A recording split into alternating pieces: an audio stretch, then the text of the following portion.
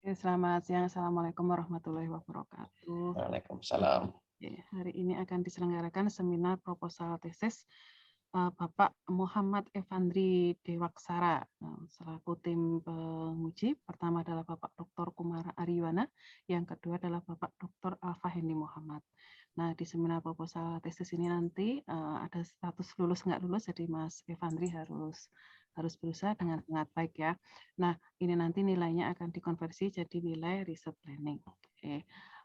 Silahkan Mas Evandri bisa men-share paparan file presentasi rencana penelitiannya. Baik, terima kasih atas kesempatannya. Assalamualaikum warahmatullahi wabarakatuh. Waalaikumsalam warahmatullahi wabarakatuh. Saya mau izin share screen, Pak.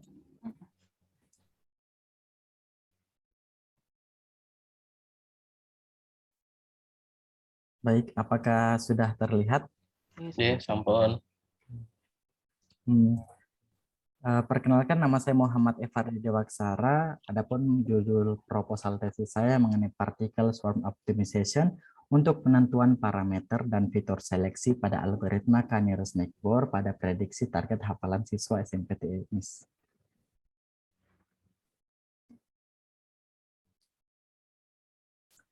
Adapun selaku pembimbing utama Prof. Dr. Imam Utami, pembimbing pendamping Muhammad Rudianto, penguji pertama Pak Alfa Hendi Muhammad, yang kedua Dr. Kumara Ariwana, yang ketiga Prof. Dr. Imam Utami. Saya ucapkan banyak-banyak terima kasih karena telah menyempatkan. Adapun pembahasan saya yang pertama itu mengenai latar belakang, yang kedua rumusan dan batasan masalah, yang ketiga tujuan dan manfaat penelitian, yang keempat metode penelitian, kemudian yang terakhir mengenai rencana penelitian saya. Kemudian baiklah, mari masuk ke latar belakang atau pembahasan pertama, mengenal sekolah dan hafalan Al-Quran. Nah, menghafal Al-Quran merupakan kegiatan yang dimana seseorang menanamkan ayat-ayat Allah ke dalam hati dan pikirannya, sehingga nantinya dapat mengucapkan ayat-ayat tersebut tanpa melihat teks. Kemudian SMP ITIM Makassar Islamic School merupakan sekolah asrama yang dimana mereka berfokus pada beberapa hal dalam mengajarkan peserta didik, diantaranya kemampuan berbahasa, olahraga, teknologi. Selain itu akan ada masa karantina Al-Quran, yang dimana siswa akan dibebaskan dari semua kegiatan pembelajaran dan hanya fokus untuk menghafal Al-Quran. Kemudian karantina Al-Quran dan masalah yang dihadapi. Dapat dilihat di gambar kalau ada anak yang merasa gembira karena karantina sudah dimulai. Jadi anak-anak itu ketika masuk karantina Al-Quran, rata-rata senang, dan di karantina ini dibagi menjadi dua kelompok. Ada kelompok yang butuh motivasi, dan ada juga anak yang kelompok yang isinya anak-anak yang tidak membutuhkan terlalu banyak motivasi.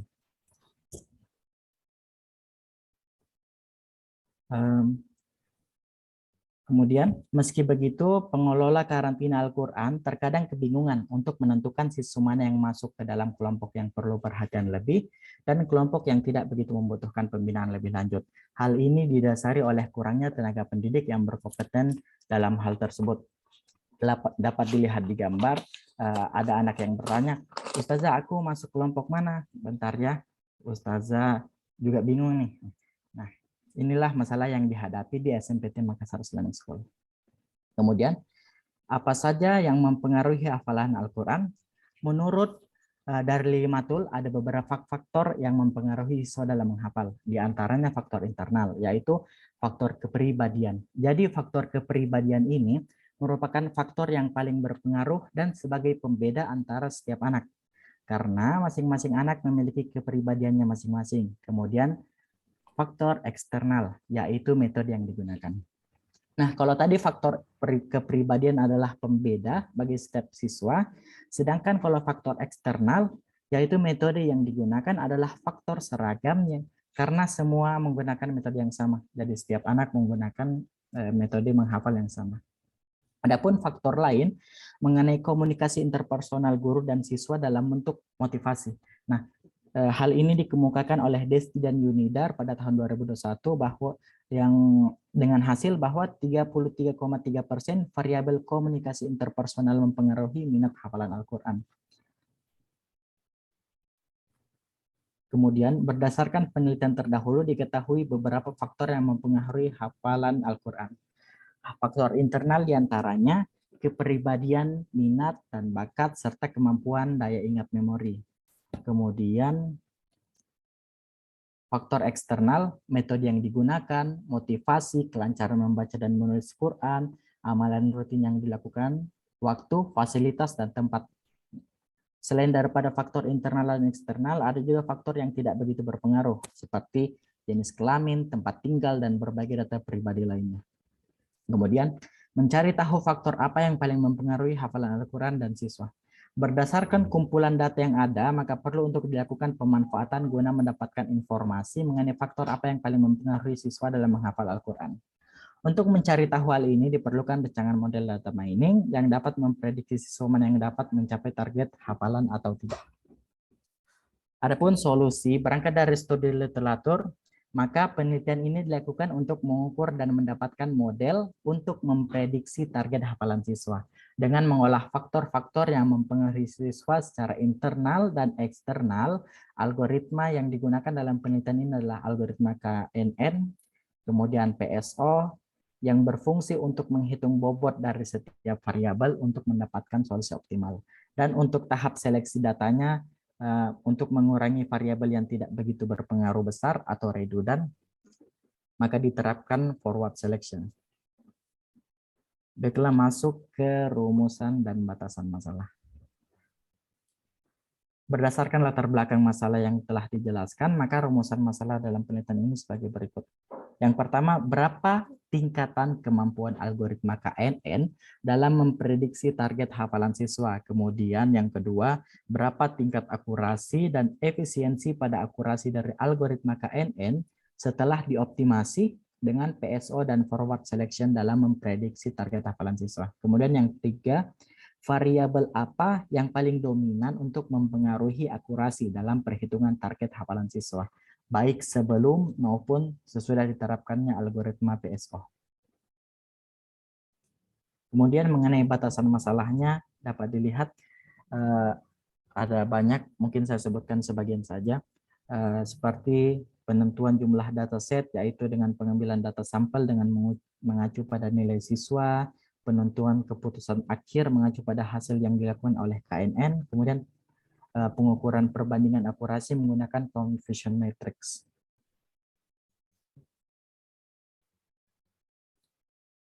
Masuk ke tujuan dan manfaat penelitian. Yang pertama, mengetahui performa akurasi algoritma KNN dalam memprediksi apakah siswa mampu mencapai target atau tidak. Kemudian yang kedua, membandingkan hasil perhitungan pada proses prediksi pencapaian target hafalan Al-Quran siswa dengan algoritma KNN. Sebelum dan sesudah diterapkannya algoritma PSO dan fitur forward selection pada data siswa. Kemudian yang terakhir, menentukan variabel apa yang paling mempengaruhi akurasi. Adapun manfaat dari penelitian adalah sebagai berikut. Langsung saja ke manfaat bagi peneliti. Dapat mengetahui manfaat dari penerapan PSO dan forward selection pada algoritma KNN. Kemudian metode penelitian. Dapat dilihat, jadi jenis penelitian ini adalah eksperimen, di mana akan dilakukan perhitungan matematis, atau dengan kata lain, nanti akan dilakukan pengukuran menggunakan satu algoritma, kemudian akan diuji kembali dengan menerapkan algoritma lain untuk meningkatkan akurasi. Selain itu, variabel pada dataset akan diperhatikan dan dicari tahu pengaruhnya terhadap akurasi perhitungan. Kemudian yang kedua mengenai sifat penelitian, yaitu kausal, di mana akan dilakukan pengujian untuk mencari tahu karakteristik dari suatu variabel dalam mempengaruhi akurasi terhadap suatu model perhitungan, yang diharapkan nantinya dapat lebih maksimal dalam mengukur tingkat prediksi target hafalan siswa. Kemudian mengenai pendekatan penelitian yaitu kuantitatif, atau dengan kata lain penelitian ini akan berjalan sesuai dengan alur yang telah dibuat sebelumnya. Baiklah, masuk ke metode pengumpulan data. Jadi sumber datanya itu data siswa SMP IT Makassar Islamic School, kemudian variabel nilai yang pertama itu nilai pelajaran umum siswa, kemudian nilai saat karantina Al-Quran, kemudian yang terakhir faktor internal dan eksternal. variabel pertama yang digunakan ialah kumpulan nilai mata pelajaran umum siswa selama 1 semester. Jadi nanti nilai selama 1 semester itu dikonversi menjadi 1 nilai. Nah, begitu pula dengan nilai karantina Al-Qur'annya. Kemudian faktor internalnya nilai sikap dan kepribadian siswa. Sedangkan untuk faktor eksternal nilai baca tulis Al-Qur'an, kemampuan beradaptasi dengan metode, motivasi dalam menyetorkan hafalan, dan kemudian keaktifan siswa mengerjakan sunnah-sunnah dalam Islam. Kemudian jumlah data. Data yang digunakan adalah data populasi, dan data yang digunakan merupakan data populasi atau kumpulan dari kelas 7 sampai kelas 9. Mungkin sekitar 70 baris data. Baiklah, dapat dilihat mengenai alur penelitiannya. Yang pertama dapat dilihat tahap pertama mencari tahu informasi mengenai penelitian. Nah, jadi tahap pertama dilakukan studi literatur, identifikasi masalah, kemudian masuklah ke bagian pengumpulan data. Pemilihan data, jadi pertama itu setelah mengumpulkan data sekunder, data-data ini ada yang diambil secara langsung dan ada yang dengan bantuan pihak terkait. Untuk data yang diambil langsung seperti motivasi siswa dan keaktifan siswa mengerjakan amalan sunnah itu dilakukan dengan cara wawancara baik kepada siswa dan gurunya. Sedangkan data sekundernya berupa nilai siswa, baik nilai pelajaran umum, nilai karantina Al-Qur'an itu langsung diambil dari sekolah, pihak sekolah. Kemudian pada langkah analisa data. Jadi dataset yang telah didapatkan dilakukan dua tahap. Yang pertama itu 2 tahap berbeda. Yang pertama itu seleksi data saja langsung, kemudian yang keduanya menggunakan forward selection. Jadi data mentahnya itu ada yang diseleksi dan ada yang tidak. Kemudian pada tahap keempatnya data akan dibagi, kemudian dibagi menjadi 2 jenis data validasi dan data latih. Kalau data latih itu data akan diuji terhadap data validasi untuk mendapatkan tingkat prestasi. Sedangkan data validasinya itu nilai data siswa validasi yang sebelumnya telah diidentifikasi secara manual oleh guru pengampu bahwa siswa tersebut mampu mencapai target hafalan atau tidak. Kemudian setelah itu masuk ke algoritmanya. Ada yang diuji menggunakan algoritma KNN saja, kemudian ada yang diuji juga menggunakan algoritma KNN plus PSO. Dapat dilihat langkah-langkahnya, kurang lebih untuk KNN-nya sama, yang membedakan adalah pada PSO-nya, dan diharapkan ini dapat meningkatkan akurasi. Kemudian setelah dilakukan perhitungan, dilakukan perbandingan. Jadi performa PSO terhadap penerapannya pada algoritma KNN, kemudian perbandingan hasil, persentase akurasi, efisiensi, waktu algoritma, kemudian masuk ke tahap 7 setelah didapatkan perbandingan dari kedua langkah sebelumnya, dibuatkan laporan, kemudian penelitian ini selesai.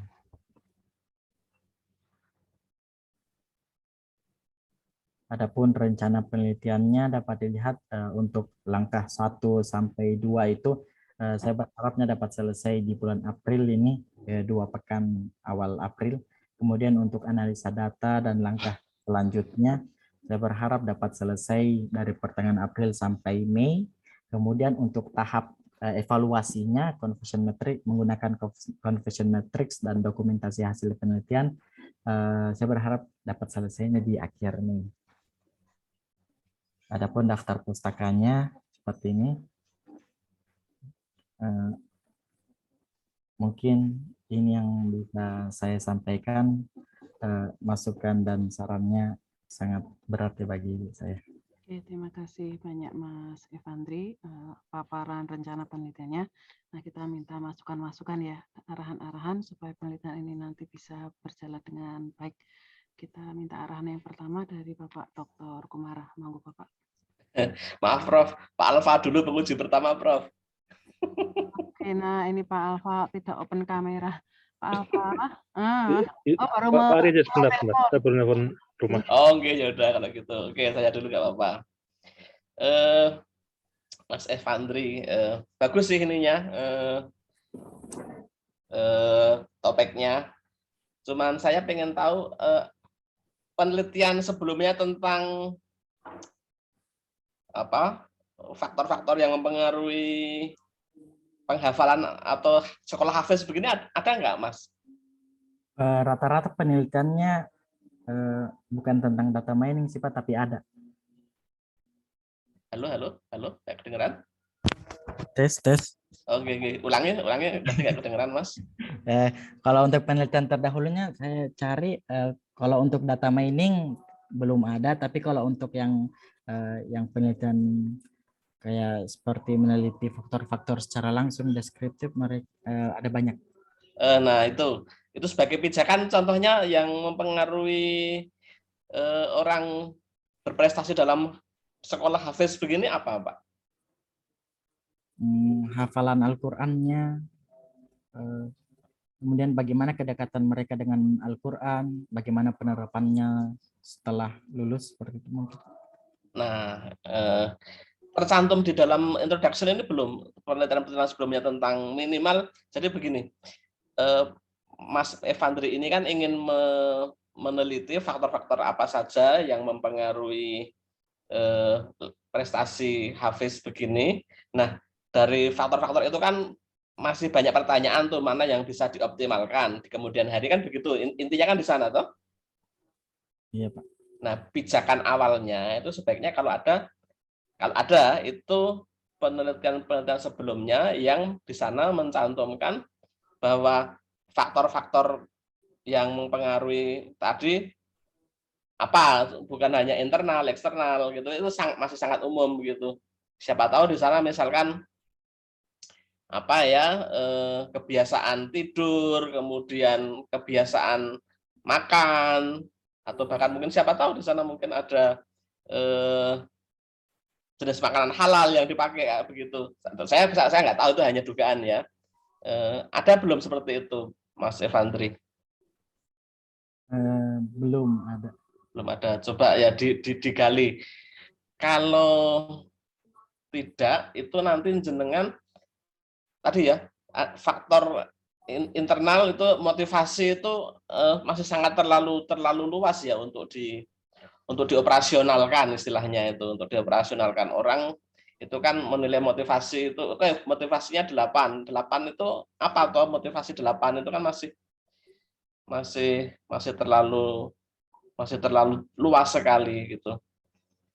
Kalau bayangannya Mas Evandri sendiri, nilai variabelnya berapa jumlahnya K nanti yang pertama kali dipakai mau diinputkan? Mungkin sekitar 7 atau 8. Sudah ada yang tersusun, maksudnya dengan punya wujud apa saja sudah ada belum di tulisan? Belum, Pak. Belum. Nah,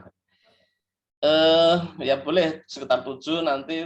Tapi yang kalau saya baca beberapa optimalisasi KNN itu biasanya levelnya dari belasan menjadi sekitar 6 begitu. Coba nanti kalau saya sarankan itu lebih detail dalam variabel pengukuran, sehingga ketika nanti ingin diverifikasi atau ingin dikembangkan itu bisa dengan lancar untuk dilanjutkan begitu. Kalau sangat umum gitu sulit untuk dikembangkan begitu. Jadi coba kalau bisa variabel-variabel operasional itu lebih mudah untuk diterapkan gitu ya, Mas Menteri. Dari sisi algoritmanya bagus. KNN kemudian dioptimalisasi dengan PSO. PSO itu kan Swarm Intelligence yang unggul juga. Mungkin saingannya hanya differential evolution. Tapi dari PSO-nya sendiri bagus. Dari PSO nanti, dari yang banyak variabel itu, K yang jumlahnya besar menjadi sedikit, tetapi yang paling berpengaruh itu kan menjadi fokusnya para mundir, para ustadz untuk memaksimalkan variabel yang besar itu, yang pengaruhnya begitu ya. Coba Mas, saya tuh tadi tertarik dengan variabel-variabel yang coba tadi. Ini yang tulisan hitam ini agak coba terus. Nah, yang metode ini sebentar. Kepribadian. Nah, kepribadian itu ada di rapotnya. Rapot kepribadian ada. Ada, Pak. Oh, Dia nilai sikap. nilai sikap satu saja, nilai sikap 8, nilai sikap 7 begitu. Iya. Oke. Nah, itu yang bolehlah nanti apakah bisa saya juga belum pernah meneliti human begini ya, agak psikologis begini. Tapi menarik juga kalau misalkan mengukurnya itu pakai apa ya? Ketika Bapak Ibu guru mengukur nilai sikap kan sopan santun paling ya. Bayangan saya itu orang cepat menghafal Al-Qur'an itu justru satu motivasinya itu sifat, maksudnya begini, need of achievement-nya itu tinggi. Artinya memang orangnya bersemangat. Ada loh orang yang santun tapi tidak semangat, tapi ada orang yang semangat tidak santun, dan masalahnya seperti itu. Gitu dan sikapnya. Yang kedua,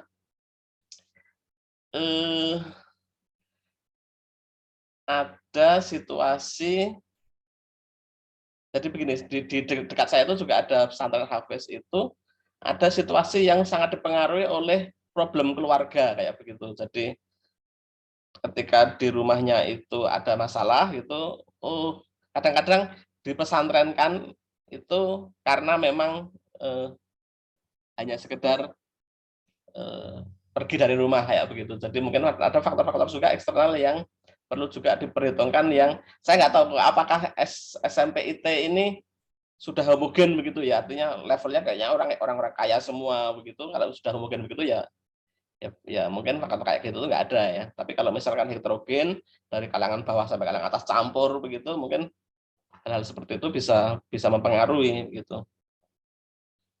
Oke, kalau outputnya nanti apa, Mas? Outputnya apakah jumlah mutlak hafalan akhir tahun atau pencapaian selama karantina itu? Pencapaian selama karantina.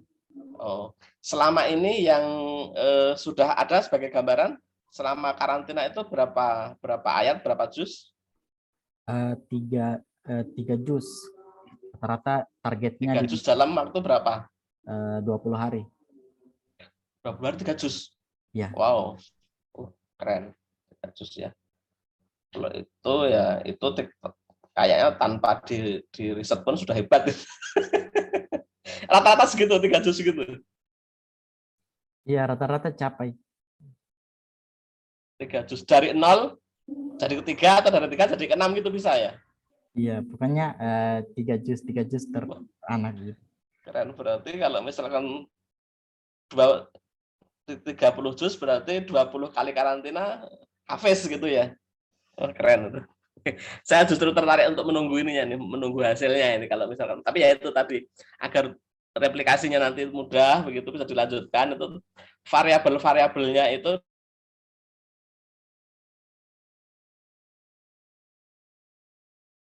dikembangkan di tempat lain gitu.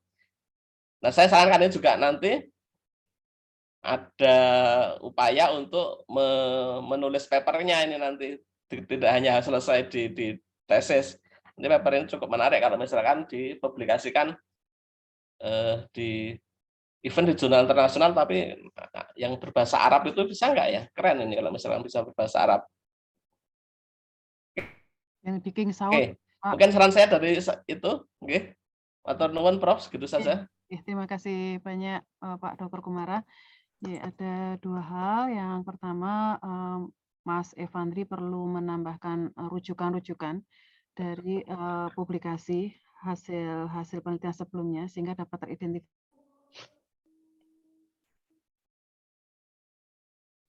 Ya, ternyata masih saya mute.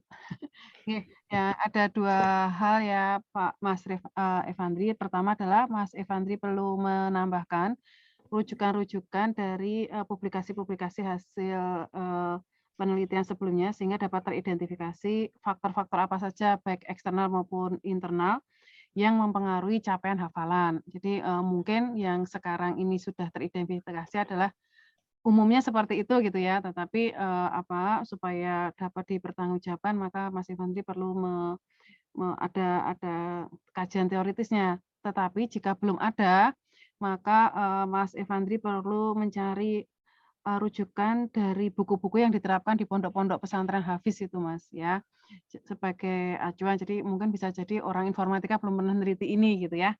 Tetapi kan tentu saja variabel-variabel ngukurnya itu pondok pesantren sudah ada. Nah, sehingga ini nanti bisa penelitian Mas Evandri bisa direplikasi oleh peneliti yang berikutnya itu lebih mudah dan keberlanjutan riset ini akan terbuka peluang lebih luas. Yang berikutnya adalah Mas Evandri harus sudah bisa membidik nantinya ini hasil risetnya akan dipublikasikan kemana ya. Oke, salah satunya bisa ke King Saud yang di Arab Saudi itu. Pasti mereka akan tertarik dengan hal-hal yang basisnya adalah keagamaan. Oke, ada 2 hal untuk Mas Evandri yang perlu ditindaklanjuti. Selanjutnya kita minta arahan masukan dari Pak Dr. Alfa. Monggo Bapak. Oke, terima kasih, Prof. Emma. Saya masih tertarik dengan faktor ya. Ini debatable banget ya, Mas Evandri, karena ini kan mungkin Anda mendapatkan faktor internal dan eksternal. Ini ditulis berdasarkan penelitian. Cuman tadi yang mana penelitian juga nggak terlalu ini ya, jelas ya. Iya, Pak. Karena kan apa ya? Kuncinya di sini sih sebenarnya gitu loh. Sama seperti ini. Kenapa motivasi itu justru menjadi faktor eksternal gitu. Kelancaran membaca dan menulis Al-Quran ini berarti kan background dia ya dalam membaca gitu ya. Nah, kenapa hal seperti ini eksternalnya kan malah historinya dia gitu loh. Justru individunya dia, kenapa bukan internal? Nah, itu menentukannya bagaimana? Kalau saya melihat dari penelitiannya Desti dan Yunidar, Pak. Hanya satu itu saja atau gimana? Iya, Pak. Karena untuk faktor internal cuman ada satu, yaitu kepribadian, sedangkan faktor eksternal kan itu dari interaksi antara guru atau ustazah di sana dengan siswa. Jadi ustazah di sana itu memberikan motivasi untuk terus melakukan penghafalan, dan itu bisa dikategorikan faktor eksternalnya, Pak. Coba cari pembanding, Mas, karena saya kurang yakin dengan argumen-argumen seperti itu. Untuk pembanding saja, menurut saya ketika nanti jadinya ini ya sebenarnya tidak masalah ya. Ya karena ini akan kan yang dinilai kan nanti ini gitu loh, akan selalu ditanya menurut saya ini nanti sampai final ya. Oke, kemudian taruhlah sudah ada gitu ya. Nah, ada ini enggak ya, data pendukung enggak ya? Misalkan mana yang lebih berpengaruh terhadap mana gitu loh. Maksudnya di antara faktor ini mana yang lebih unggul gitu, atau ya apa namanya ya? Kira-kira mana yang sudah apa ya, memang sudah itulah kira-kira gimana bilangnya? Yang sudah jadi kebenaran umum lah bahwasanya faktor ini lebih berpengaruh daripada faktor lainnya. Itu sudah ada belum hasil kajian atau Kalau menurut penelitian yang dilakukan dari Limatul itu faktor yang paling berpengaruh itu faktor kepribadian, Pak. Karena masing-masing siswa kan memiliki latar belakang yang berbeda, seperti mungkin sebelumnya sudah sekolah Islam atau belum, dan lain-lain. Sedangkan kalau faktor eksternal kan tidak terlalu berpengaruh seperti itu, karena semua siswa disamaratakan. Iya, tapi maksud saya ada tidak data pendukung statement-statement seperti itu gitu loh. Nah, kalau misalkan bilang faktor internal itu sangat penting, nanti ya kasihan sekolah-sekolah tahfiz gitu ya. Padahal sekolah tahfiz kan hanya bisa memberikan faktor eksternal dan faktor lain gitu ya. Internalnya nggak bisa dia ubah gitu. Padahal itu berhasil gitu loh. Maksud saya ya itu tadi dari awal saya bilang akan menimbulkan debat lah variabel-variabel seperti ini, dan enggak apa-apa gitu loh. Yang penting Anda punya pegangan yang meyakinkan. Jadi misalkan ada rujukan lain ya untuk pembanding, memperkuat argumen Anda, itu saya kira jauh lebih baik. Oke, itu terkait dengan variabelnya ya. Nah, kemudian dari penelitiannya sendiri, berarti ini nanti pakai KNN gitu ya, dibandingkan sama KNN yang dioptimasi begitu ya? Iya, Pak. Bisa diceritain nggak polanya yang KNN yang dioptimasi dengan PSO itu cara kerjanya bagaimana nanti?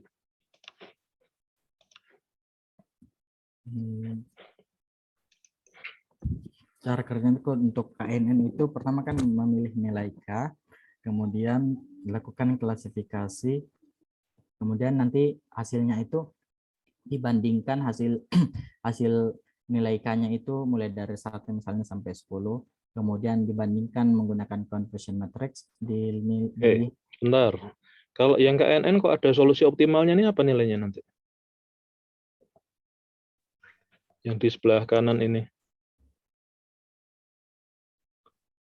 maksudnya nilai hasil perhitungan KNN yang terbaiknya, Pak, setelah diubah nilai K-nya. Optimal itu kan keluar kalau Anda optimasi kan, yang di sebelah kanan lah, sebelah kanan bawah ini ada solusi optimal, ini bagaimana? Ini bukannya hasil dari confusion matrix harusnya? Iya, Pak. Oke ya, berarti sebenarnya yang dicari optimal kan yang kiri kan? Kiri. Atau salah persepsi saya? Makanya dijelasin. Kalau saya kan conversion matrix-nya kan setelah dibandingkan itu misalnya ada 10 hasil percobaan. Nah, nanti apakah terpenuhi atau sesuai dengan target, baru kalau jika iya dianggap sebagai solusi paling optimal, jika tidak dilakukan lagi. Oke, target. Berarti di sebelah kanan pun juga ada targetnya ya. Nah, targetnya itu berupa apa? Yang dikatakan terpenuhi itu yang seperti apa? Mungkin nilai tertinggi dari setiap perhitungan akurasinya, Pak. Ya itu kalau nilai tertinggi itu ya itu menimbulkan tanda tanya juga gitu ya. Artinya ketika Anda sudah mendapatkan 70% itu saya anggap tinggi, tapi di persepsi lain tidak, itu juga perlu dipertegas gitu loh. Kalau memang mau jujur ya nggak usah dipilah-pilah lagi seperti apa keluar hasil klasifikasinya, ya sudah itu gitu loh. Toh nanti juga dibandingkan lagi dengan yang dioptimalkan gitu kan di sebelah kirinya. Itu ya Mas ini. Nah, tapi nanti pada akhirnya nanti yang dicari itu akurasi antara keduanya atau model atau kelas atau berupa ini apa namanya ya? Bukan ininya ya, bukan variabelnya lagi ya? Variabelnya. Keluarannya berupa apa ini nanti? Selain daripada hasil akurasinya, nanti juga dilihat mana variabel yang paling berpengaruh dalam perhitungan akurasi. Nah, berarti kan perlu beberapa pengujian kan kalau seperti itu? Iya, Pak. Nah, saya belum kebayang skenarionya gitu loh. Artinya skenario 1 itu yang seperti apa, misalkan pengujian dengan KNN dan juga dioptimasi. Kemudian yang kedua tuh seperti apa gitu, mungkin perlu mulai dipikirkan, Mas. Ya bisa jadi sekarang belum ada bayangan ya, enggak apa-apa sih, tapi perlu dipikirkan skenario pengujiannya itu nanti. Karena kalau mau mencari variabel terbaik atau apa, mungkin tidak bisa dilakukan satu kali jalan kan itu nanti. Iya, Pak. Nah, dan bisa jadi nanti akurasi tidak terlalu ini di sini ya, tidak terlalu penting gitu ya. Akurasi waktu itu juga nggak terlalu penting nanti pada akhirnya. Nah, jadi mungkin bisa dicari lagi kira-kira evaluasi yang tepat apa gitu ya. Dan itu nanti kan dikembalikan lagi kepada tujuan di penelitian ini gitu. Kemudian nah datanya ini berupa apa, Mas, di sini? Data nilai siswa. Primer, memang nilai sebenarnya atau Anda generate sendiri atau bagaimana? Ada data yang memang dari pihak sekolah, ada juga data yang saya ambil secara langsung seperti itu apa? nilai kerajinan siswanya melakukan amalan-amalan sunnah, dan itu saya ambil dengan cara wawancara ke siswanya langsung sama guru-gurunya. Nilainya berupa apa itu nanti? Angka, Angka atau teks atau apa? angka semua, Pak. Gimana? Angka-angka. Angka. Ya itu juga menurut saya perlu banyak apa ya? Perlu mulai dilakukan lah ininya, eksperimen kecil-kecilannya, karena nanti bisa timbul problem ketika Anda memberikan nilai berupa skalar atau nilai berupa bilangan gitu loh. Nah, misalkan memberikan nilai 8 dibandingkan dengan nilai kardinal, itu kan sudah hal yang berbeda gitu ya nanti ya di sini. Nah, makanya nanti mekanisme melakukan analisanya, melakukan ininya seperti apa itu juga perlu di ini kan. Oke ya, secara rencana ya sudah baik sih menurut saya, tinggal setelah ini dilanjutkan dengan mendapatkan hasilnya saja. Itu aja mungkin dari saya, Prof. Emma. Ya, terima kasih banyak, Pak Alfa. Ada 7 catatan di sini yang saya sarikan. Yang pertama, ya masih sama terkait dengan faktor, perlu menambahkan rujukan-rujukan dari publikasi hasil-hasil penelitian sebelumnya, sehingga dapat teridentifikasi faktor-faktor apa saja yang mempengaruhi capaian. Sebentar, kok saya bingung ya. Oke, ada 4. Telusuri rujukan-rujukan dari berbagai sumber sebagai pembanding terkait faktor-faktor apa saja yang mempengaruhi. Yang berikutnya adalah kerangka alur penelitian coba dicermati kembali supaya tidak multitafsir. Ya, jadi ada yang di area kiri dan area yang di kanan tadi ya. Kemudian perlu tergambarkan dalam kerangka alur penelitian terkait detail setiap skenario pengujian yang nantinya akan diterapkan dalam penelitian ini. Yang berikutnya perlu dipikirkan metode evaluasi yang lebih tepat. Jadi pada saat ini nanti Pak Evandri menelusuri alternatif-alternatif metode evaluasi dalam menganalisa capaian hafalan Quran ya. Kemudian yang terakhir adalah ragam isian besaran nilai itu perlu dipikirkan nantinya itu bagaimana mengolahnya.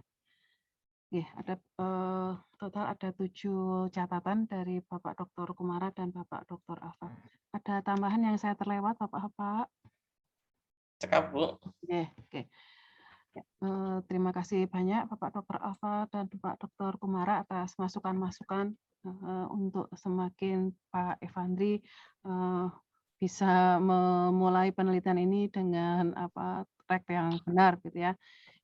Tetap semangat Mas Evandri, mudah-mudahan nanti dilancarkan, dimudahkan gitu ya. Amin. Penyelesaian penelitian ini. Untuk seminar proposal tesis Mas Evandri saya cukupkan sekian. Assalamualaikum warahmatullahi wabarakatuh. Waalaikumsalam warahmatullahi wabarakatuh. Bareng.